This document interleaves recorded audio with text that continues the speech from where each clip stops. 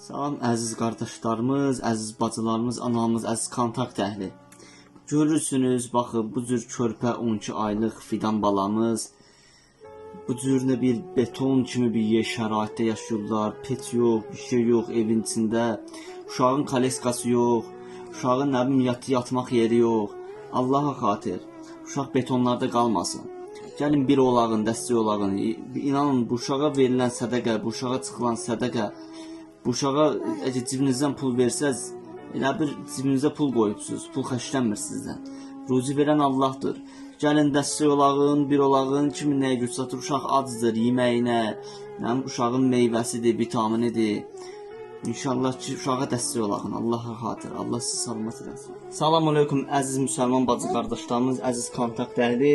Gördüyünüz kimi paylaşdığımız bala ki var, ünvanlamışdıq.